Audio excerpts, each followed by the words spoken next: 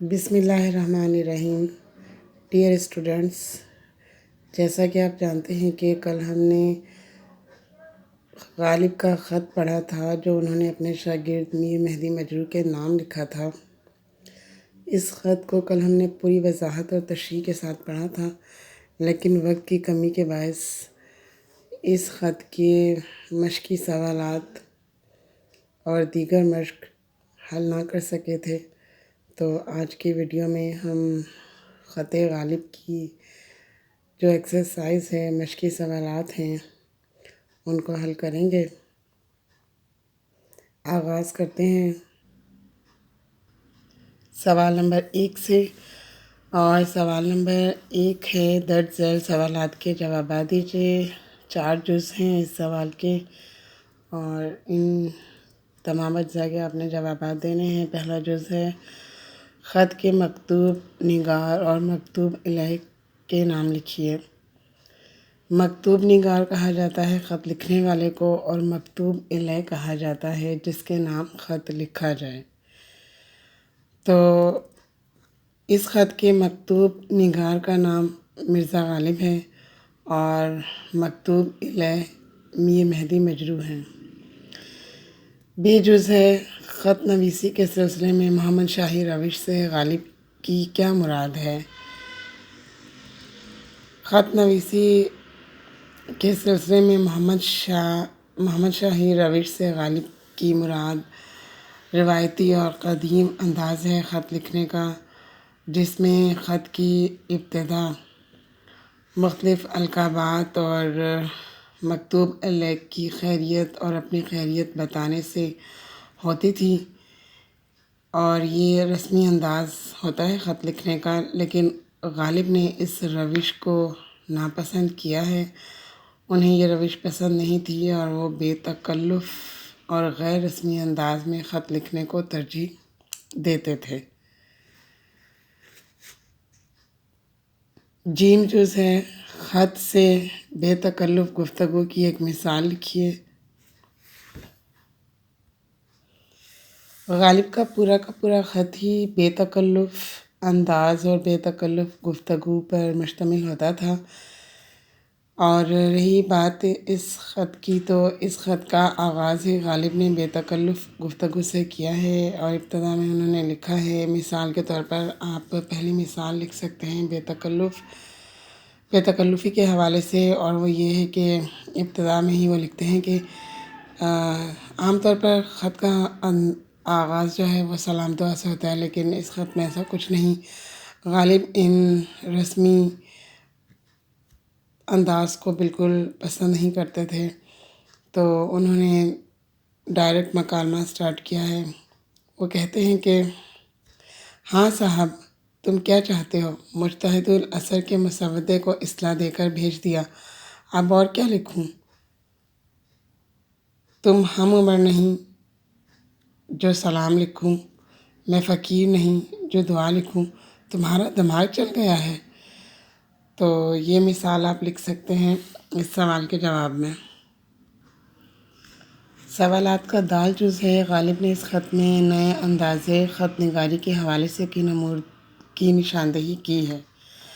تو اس کا جواب یہ ہو سکتا ہے کہ غالب نے اس خط میں نئے انداز خطوط نگاری کے حوالے سے یہ بیان فرمایا ہے کہ القابات اور خیریت و عافیت وغیرہ پوچھنے کی روش اور روایت بہت قدیم اور پرانی ہو چکی ہے، اور اب خط میں صرف وہی بات بیان کرنا بہتر معلوم ہوتا ہے جو مطلوب ہے، یعنی جو خط لکھنے والا چاہتا ہے، اور جو اس کی ضرورت ہے، جو کام ہے، اسے فوراً بیان کر دیا جائے۔ اس لیے صرف ضروری باتوں کو بیان کرنا چاہیے، اور غیر ضروری اور زائد باتوں سے گریز کرنا چاہیے۔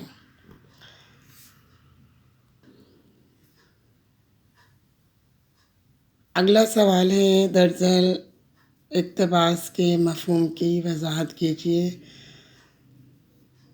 یہ اقتباس غالب کے خط کے بالکل آخر سے لیا گیا ہے۔ شہر چپ چاپ، نہ پھاوڑا بجتا ہے، نہ سرنگ لگا کر کوئی مکان اڑایا جاتا ہے، نہ آہنی سڑک آتی ہے، نہ کہیں دمدمہ بنتا ہے، دلی شہر خاموشاں ہے۔ تو اس اقتباس کی تشریح لکھنے کے لیے آپ پہلے حوالہ سیاق کو سبق دیں گے اور مصنف اور سبق کا نام لکھیں گے۔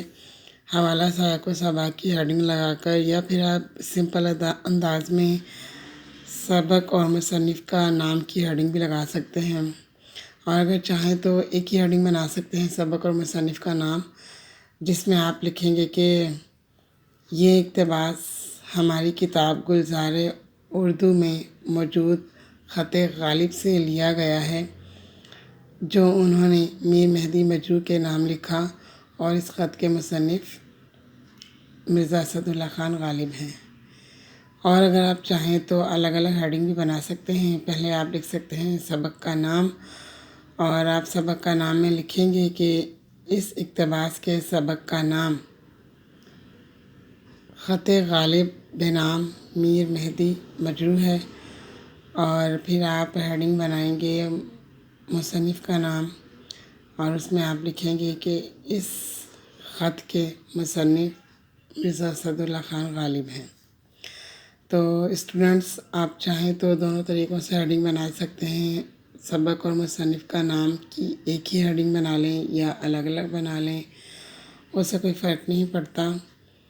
اس کے بعد آپ اقتباس کی تشریح کرتے ہیں اور ہیڈنگ بنائیں گے اقتباس کی تشریح، اور اس اقتباس کی تشریح کل بھی کافی حد تک جب ہم یہ غالب کا خط پڑھ رہے تھے وضاحت کے ساتھ، تو اس وقت میں نے اس اقتباس کی تقریباً تشریح بیان کر دی تھی، اور یہ والا اقتباس یہاں پر کاپی کیا گیا ہے جس کی آپ نے تشریح کرنی ہے۔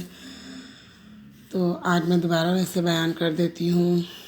آپ اس کی فارمل اور رسمی تشریح اس طرح سے بنا سکتے ہیں کہ یہ اقتباس مرزا غالب کے خط سے لیا گیا ہے، جو انہوں نے 22 ستمبر 1861 کو اپنے شاگرد میر مہدی مجروح کے نام لکھا تھا۔ اس اقتباس میں غالب نے دہلی کے حالات کا تذکرہ کیا ہے، جو 1857 کی جنگ آزادی کے بعد تباہی اور بربادی کا شکار ہو گیا تھا۔ غالب میر مہدی سے مخاطب ہو کر کہتے ہیں کہ آج دلی شہر مکمل طور پر خاموش ہے، کہیں شور کی کوئی آواز سنائی نہیں دیتی، نہ کوئی مکان مسمار ہوتا ہے، نہ سرنگ لگا کر کسی گھر کو تباہ کیا جاتا ہے، نہ کوئی مضبوط آہنی سڑک بنائی جاتی ہے، اور نہ ہی سپاہیوں کے مورچے بنائے جاتے ہیں، لیکن یہ سب اس لیے کہ اب یہاں تباہ و برباد کرنے کے لیے کچھ بچا ہی نہیں ہے۔ اب تو یہاں ایسی خاموشی چھائی ہوئی ہے جو صرف قبرستانوں میں ہوتی ہے۔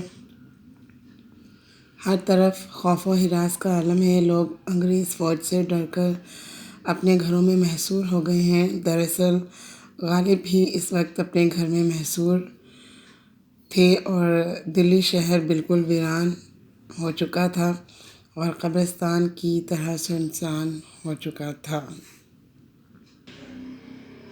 سوال نمبر 3 ہے، درج ذیل تراکیب کی وضاحت کیجیے۔ اور پہلا جو آپ کے سامنے پہلی جو ترکیب یا لفظ ہے وہ ہے چاہے بے آب۔ ان تمام تراکیب کی وضاحت کل میں نے خط کی ریڈنگ کے دوران کی تھی، دوبارہ کر دیتی ہوں۔ چاہ کہا جاتا ہے کنویں کو، اور بے آب کا مطلب ہوتا ہے بغیر پانی کے۔ تو چاہے بے آب کا مطلب ہے سوکھا ہوا کنواں، خشک کنواں، یا بغیر پانی کا کنواں۔ آگے ہے ابر بے باراں۔ ابر کہا جاتا ہے بادل کو، اور باراں کہا جاتا ہے بارش کو، اور بے باراں بغیر بارش کے۔ تو ابر بے باراں سے مراد ہے بغیر بارش کے بادل۔ نخل بے میوہ۔ نخل بے میوہ سے مراد ہے بغیر پھل کے درخت، بغیر ثمر کے درخت۔ نخل ویسے کھجور کو کہا جاتا ہے، کھجور کے درخت کو کہا جاتا ہے، لیکن نخل کھجور کے علاوہ کسی اور درخت کو بھی کہا جا سکتا ہے، اور میوہ پھل یا ثمر کو کہا جائے گا، تو اس طرح نخل بے میوہ سے مراد ہے بغیر پھل کے یا بغیر ثمر کے درخت۔ آگے ہے خانہ بے چراغ۔ خانہ کہا جاتا ہے گھر کو، مکان کو، اور چراغ کا مطلب روشنی، چراغ۔ تو خانہ بے چراغ سے مراد ہے خالی مکان یا بے چراغ مکان۔ اس کے بعد ہے شہر خاموشاں۔ شہر خاموشاں سے مراد ہے خاموشیوں کا شہر، خاموش شہر، سنسان شہر، ویران شہر۔ سوال نمبر 4 ہے درج ذیل کو اپنے جملوں میں استعمال کیجیے۔ کچھ الفاظ دیے گئے ہیں جن کے جملے بنانے ہیں، اور پہلا لفظ ہے روش۔ روش کا مطلب ہوتا ہے طریقہ، روایت۔ تو روش کا جملہ بنا سکتے ہیں کہ غالب خط لکھنے کے لیے قدیم روش کو ناپسند فرماتے تھے۔ اس کے بعد ہے شیوا۔ شیوا کا مطلب بھی طریقہ ہوتا ہے، دستور ہوتا ہے۔ تو شیوا کا جملہ بنا سکتے ہیں کہ مسلمانوں کو تکلیف دینا اچھے لوگوں کا شیوا نہیں ہے۔ اگلا لفظ ہے موقوف۔ موقوف کا مطلب ہوتا ہے کسی کام کو تاخیر کرنا، ملتوی کرنا، آگے کر دینا۔ تو موقوف کا جملہ بنا سکتے ہیں کہ میں نے بارش کے باعث اسلام آباد جانے کا پروگرام موقوف کر دیا، یا پھر حکومت نے کرونا وائرس کی وجہ سے طلبہ کے امتحانات موقوف کر دیے۔ اگلا لفظ ہے زوائد، جو کہ زائد کی جمع ہے، اور مطلب اس کا ہوتا ہے ضرورت سے زیادہ۔ جملہ آپ اس کا بنا سکتے ہیں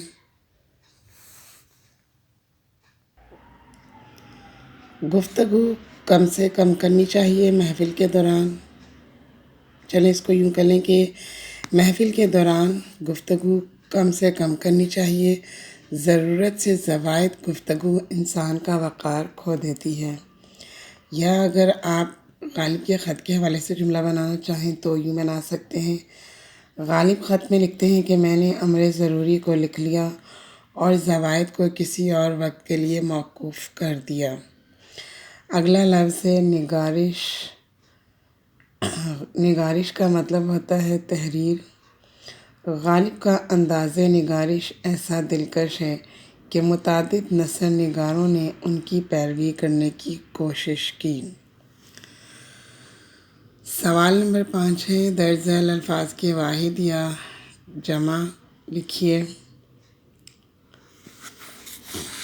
کچھ الفاظ دیے گئے ہیں جن میں سے کچھ واحد ہیں، کچھ جمع ہیں۔ آپ نے جمع کی واحد یا واحد کی جمع بنانی ہے۔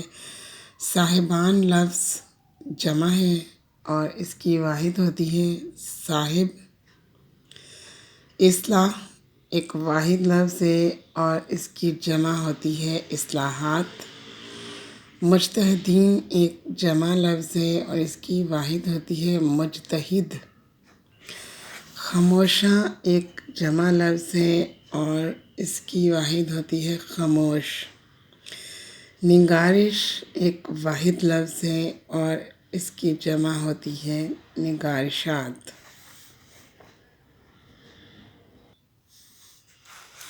اگلا سوال ہے اس خط کو پڑھنے کے بعد یہ کہا جا سکتا ہے کہ مرزا غالب نے مراسلے کو مکالمہ بنا دیا۔ آپ کا کیا خیال ہے؟ تحریر کیجیے۔ تو اس سوال کا جواب آپ اس طرح بنائیں گے کہ اس خط کو پڑھنے کے بعد بجا طور پر یہ کہا جا سکتا ہے کہ مرزا غالب نے بلا شبہ مراسلے کو مکالمہ بنا دیا ہے۔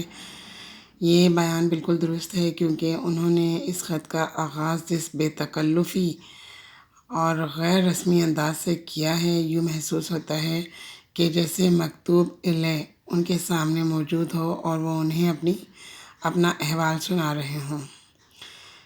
اس خط کو پڑھ کر کہیں بھی یہ محسوس نہیں ہوتا کہ غالب جن سے مخاطب ہیں وہ ان کے سامنے موجود نہیں ہیں۔ ٹھیک ہے، یہ جواب ہو جائے گا اس سوال کا۔ اور اس کے بعد سوال نمبر 7 ہے، درست جواب پر نشان لگائیے۔ ایم سی کیو سے پہلا پوائنٹ ہے، مشتہد الاثر کے مسودے کو بھیج دیا۔ لکھ کر بھیج دیا، غالب نے مشتہد الاثر کے مسودے کو کیا کر کے بھیجا؟ لکھ کر بھیجا، اصلاح دے کر بھیجا، پڑھ کر بھیجا یا سن کر بھیجا؟